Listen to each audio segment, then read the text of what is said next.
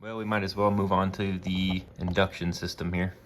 All right, first we're gonna start with our IAC, idle air control valve. Say it with me now, idle air control valve. Same thing, tab comes up, it'll pop off the back. One connector down. This one's gonna be your T-map sensor. Okay, well, my notes were wrong. I believe this is the throttle position sensor, which is the one that reads where this is, depending on how much throttle you're giving it. Then we have a couple fuel injectors to disconnect. Just jumped over to the other side of the bike and we're gonna get these fuel injectors disconnected. I do see one that's labeled R for right hand side. So be sure to reference that before you disconnect them. I'm sure it matters, but I'm not 100% sure. But if I take stuff apart, I like to put it back together exactly how it came apart. That way we don't have any issues in the future. It's just kind of my rule of thumb when I take stuff apart. If it worked before, just put it all back the same way. Unless it's the cylinder head that I messed up on and I forgot something. So let's go ahead and disconnect this left one. Just like that. I'm gonna swing around the back here, pinch them together. Pop it off. Just like so. This is your map sensor, I believe. See if I can get that one disconnected. Tab on top that I can push in and down and pull it off here. Here's a better view around the other side. Take my fingers and kind of pinch it. Come on, baby. Is it not coming off? Damn, mate. There we go. Got that disconnected. Now I believe that should be it. And hopefully all we need to do is back off the 4 mounting bolts between each cylinder head and we'll have this whole induction system out of here. All right, we're gonna sneak under here. Go for that first bolt holding on the intake system here. Just a 1/2 inch bolt. These are actually pretty loose too when I started. So I don't know if I ever cranked these down after I was done rebuilding the last time, but we're gonna torque them down this time around. There's another view of the bolts I'm after here. And this is on the other side. Definitely easier to show. Ay, ay, ay. Come on now.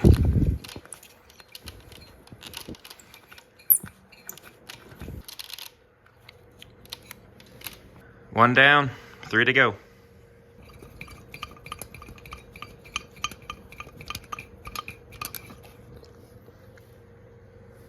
We'll get these ones loose and then we should be able to pull it out from the other side. All right, we got it loose enough, hopefully. Let's try to slide these babies out. Don't recall if there's gaskets. I'm sure there are. Might be a little more involved than I remember. One-handed, to say the least. It was giving me a little bit of trouble just because the flange was getting caught on the head. So I got one flange free. Might be easier just to back out those other bolts from the other side. But just a little finessing. And don't forget that you have a fuel line as well that you need to make sure that it's not getting snagged on anything. Swing around to this side. Feed the fuel line through. There's the fuel line I was talking about. Got the flange and we also have a little gasket as well. But there it is, it's out. Here's another view of it. So each one is gonna have this little rubber gasket on there with the floating flanges. A little bit of oil there, which is not good.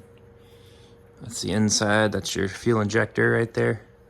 That's where the fuel gets injected, shot in there. It's pretty cool to see it all apart like this. I'm gonna move on to the rocker box covers here. We're gonna need a 3/16 Allen, such as thus. And we're gonna start breaking these free. My bolts are a little torqued. On the verge of stripping out, I think. The rocker box cover bolts are coming off. Gonna come over here and break these free. Could be a little tight. I'm gonna grab Allen head, not a ratchet. 3/16 Allen.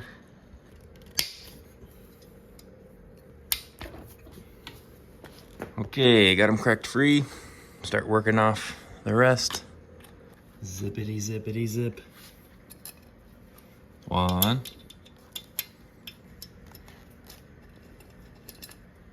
Right, got the first two out.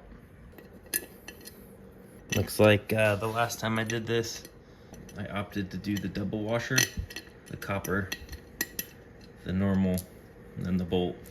I believe this came with the rebuild kit, so I just threw the copper washer on there out of fear that it would leak through or something, so it was kind of an overkill thing. But it worked out, it hasn't leaked yet. All right, got this thing all loosened up. Just pop it off, nothing special. Hopefully I can slide it over. Might take a little finagling, but you know. Well, I guess don't worry about if the gasket kind of falls out.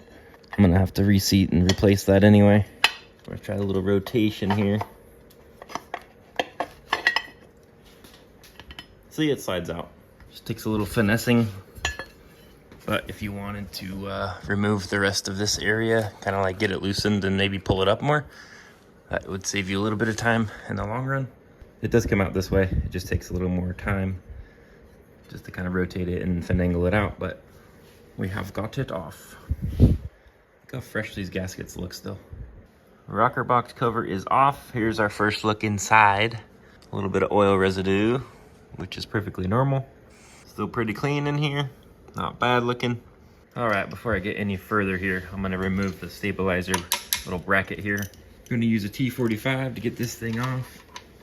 So it just saves me a step once I'm ready to remove the cylinder head. Gives me a little more room to work. Looks like just a welded nut on the other side of that, so don't worry about losing anything inside. And we also have a bracket on the front. Got two 5/8 bolts here. It's funny, my bike was missing one of these bolts when I got it originally. No big deal, I just went down to Harley and got myself a new bolt. I think I'm gonna Loctite most of these bolts back on during the reassembly. Back this one off. Again, doesn't seem very tight, so I think it was actually starting to back itself off. Any longer, I think it would have backed all the way out. Hence how I lost the other one. Here's the bracket that's hiding right on the front of the cylinder head. So set this aside in a safe place. Make sure not to lose your bolts. One more step complete.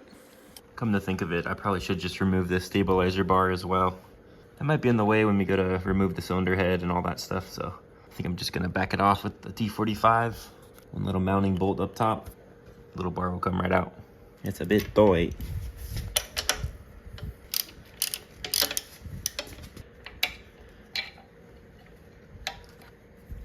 All right, stabilizer bar is out. It's always important to stay organized as you take stuff apart. Went on ahead and put that link right on here on the bracket. That way nothing goes missing. Everything will be in the same spot when you go to put it back together. There's my head cut off. There's my head cut off here. Gotta look over to the camera and see myself. All right, we're back. It's the second night or whatever, I don't know, whenever I have time to work on this thing. I'm out here in the garage. So as you can see from the progress, I don't have much time. So we have to do a very special, important step. Before we pull the rocker box, we're gonna make sure that our piston is at top dead center to eliminate any pressure from the valve springs pressing down on there. Apparently you can tweak some stuff if the piston isn't all the way at the top of its compression stroke. So we're gonna do that, we're gonna follow the rules, and yeah, first things first, we're gonna get these spark plugs out. We're gonna use a 5/8 ratchet, and that's what size my spark plugs are. I don't know about you, but I'm working with the 5/8. I'm curious what the condition's gonna be on these things. Like I said, they can't be more than a couple thousand on them. Cylinder number 1. Okay, time to pop off the other one here. See what that one looks like, as it is a complete cylinder and there's no head gasket leak. I'm curious if the spark and everything is going to be burning differently, firing differently. We'll compare the two spark plugs and find out together. Okay, so this one doesn't have as much white residue on it. So we're going to refer to the book and see what they say. Here's a quick comparison. Cylinder 1 Cylinder 1 showing a lot of white color on the electrode. So what spark plugs are mine? Apparently a brown to grayish tan color. The top one, brown to grayish tan color and slight electrode wear. Correct heat range for engine and operating conditions. Let me know in the comments. How's my bike running? So both plugs are out. Let's go on ahead and get the bike in 5th gear. That way we can rotate the wheel and move our pistons up and down to the proper position. There's 2nd, 3rd, 4th, and 5th. And the trick to this one, you can do it this way by putting your finger over the hole. So on the compression stroke, your finger's gonna blow off of this hole, and that means you're close. Or, I feel like an idiot now. If I wasn't then, I am now. That just dawned on me that I'm not gonna feel any compression because it's just blowing out the side right there. Oh gosh. I guess that kind of tells you, that kind of gives you a clue that you're on the compression stroke when air starts seeping through the busted head gasket. It blew the air out, you know the piston's coming up on its compression stroke. So basically, what I'm gonna do now is use something to get in there to get to the top of that piston. And we're basically gonna find it. That should be the top of the piston. And we're gonna continue to rotate the wheel. And as soon as that piston starts to go back down, just as soon as it starts to move down, that's like where you wanna be. So you wanna get it to the highest point, AKA top dead center. Once you find that, you are safe to remove your rocker box. So let's rotate a little bit. It's going up. It's basically just kind of balancing. It's balancing on the cam lobe right now. So you gotta get just that fine tuning, that fine amount, that sweet spot right at the tip of that lobe, and it should stay there for you. If this is the right position, you can actually see the top of the piston, all the carbon buildup, carbon deposit right there. And then in this cylinder, we shouldn't be able to see it. It should be way lower. See how much further it goes into the 2nd cylinder? That's because the piston's all the way at the bottom. And this one is on its compression stroke all the way to the top. We are ready to remove the rocker box now, safely. We got a 3/16 Allen head here on the ratchet.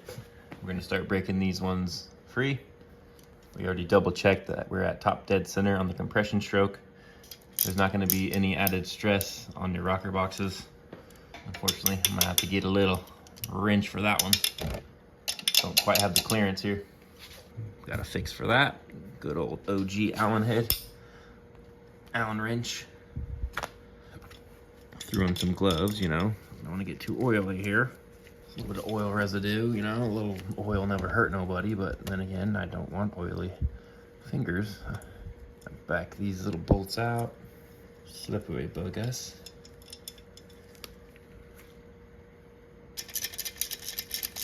Get you out of here. Okay, both of those are out. So that's it for the 3/16 Allen stuff. Remember, we're not gonna touch these 4 bolts yet. These are your 1/2" bolts. Just your 3/7/16 bolts right now. That's all we're after. We're gonna just crack those loose a little bit at a time. Hopefully I can fit this. Yeah, seems to fit right in here. Is this one loose down here? Just barely fits. Or does it fit? Yeah, you can get away with just a normal size socket, but deep socket would be preferred. Just gonna switch to a deep socket just for ease of use here. Get out of town, brother. The bolt is a-coming. Can't see it, but the bolt is a-coming. Oh, there she blows. Get up on out of there. Number 2. And number 3 coming out shortly. Show yourself. The world's longest screw. Why is it taking so long? Okay, number 3 is out. Now it's time for the 4 1/2" bolts. We're gonna be removing these quarter turn at a time in a cross pattern.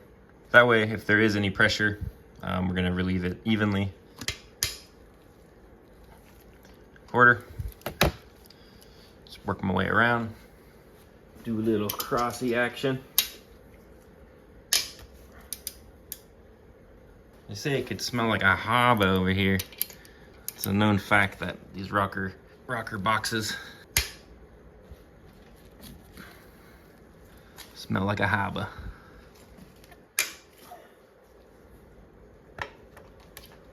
Pretty straightforward. Once you feel the pressure completely off with the bolt, it's probably safe to start unbolting them all the rest of the way. But just go evenly at first, and everybody will be happy. These other bolts definitely still have some pressure. It has risen. It has risen. Little by little. Just an FYI. You may or may not get a little bit of seepage coming out the front here. A little bit of drippage too on the floor. No big deal. We're wrenching, baby, we're wrenching. Those things are gonna happen. Get a little courtesy wipe. Oh yeah.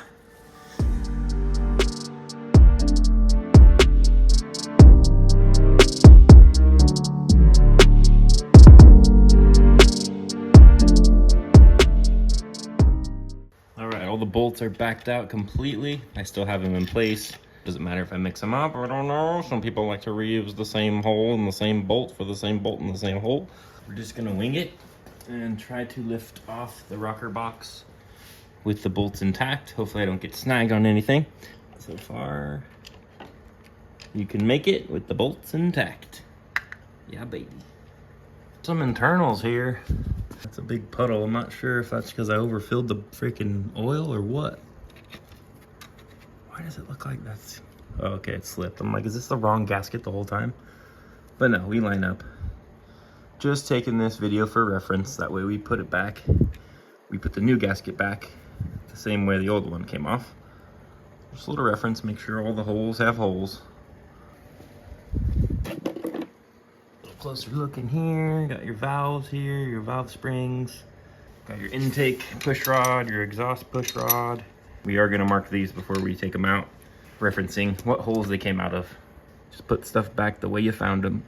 I'm gonna pull out the intake push rod first. Wipe it down, wipe it on down. Use our trusty masking tape here.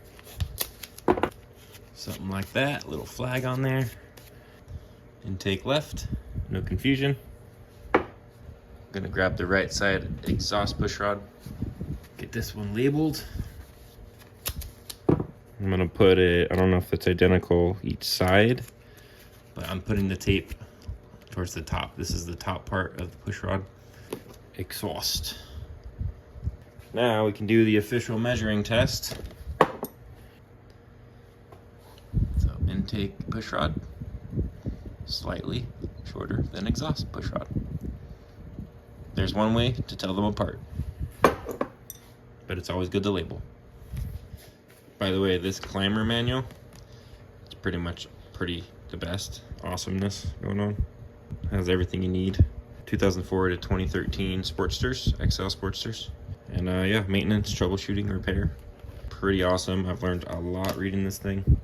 Another cool feature, it has colored wiring diagrams, all colored. Gonna move on, just thought I'd mention it. Climber manuals, well worth the money, well worth the knowledge. So the next step, we're gonna get off the head. We're gonna need a 12-point half-inch. They'll fit these babies here. We got 4 of these, 2 here, 2 on the inner part here, there and there. But there's a specific pattern that you have to loosen them according to the book here. So loosen the cylinder head mounting bolts 1/8 of a turn at a time in the reverse of the order shown in figure 23. Figure 23, front cylinder head, 1, 2, 3, 4. It says in the reverse order. So I guess we're gonna do 4, 3, 2, 1. 4, 3, 2, 1. Well guys, I have a super crazy breakthrough right now. But I'm sad to announce that this one was already loose. I did not back this off at all. That loosened up over time. This might just be the ultimate culprit why this thing started blowing out the gasket. We had a head bolt back off, which is never good in any situation. Also says, caution, failure to loosen and remove the cylinder head mounting bolts properly can damage the cylinder head and cylinder studs.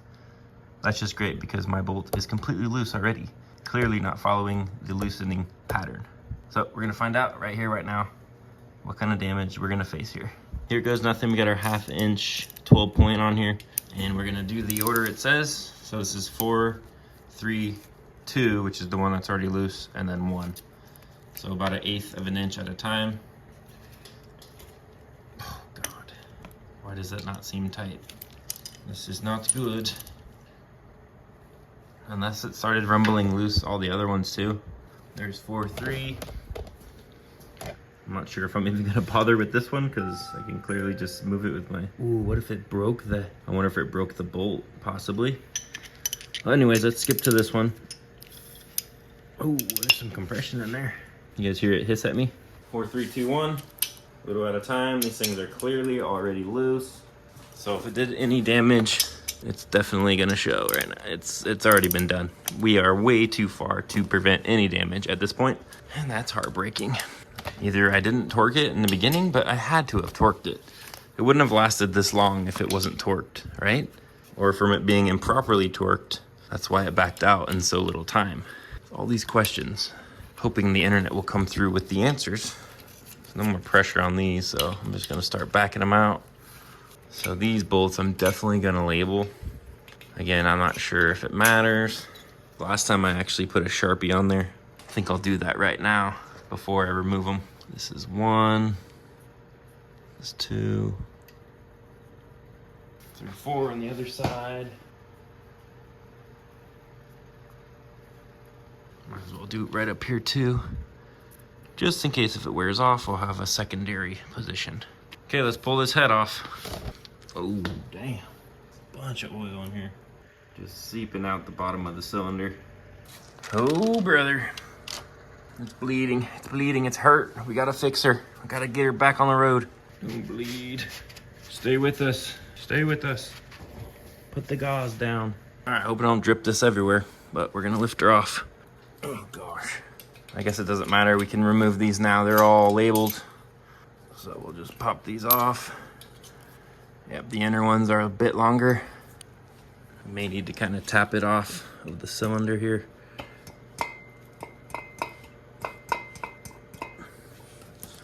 Got a little rubber mallet.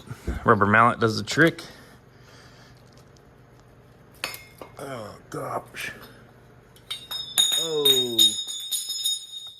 Shiitake mushrooms. Those are my pushrod tubes. No big deal. There's the inside of the cylinder head. Yikes. Get her on the table. We'll take a closer look. Carnage, baby. Carnage. She's bleeding out everywhere. It's not good. Lots of excess oil over here. Hopefully I don't have a bunch of blow by. Oh my God, look at that. Look at the gasket. Oh my gosh.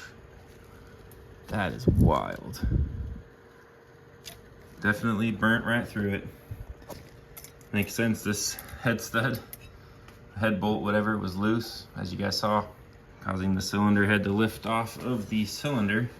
And there you have it. Yikes. That's okay. She can be fixed. We will prevail.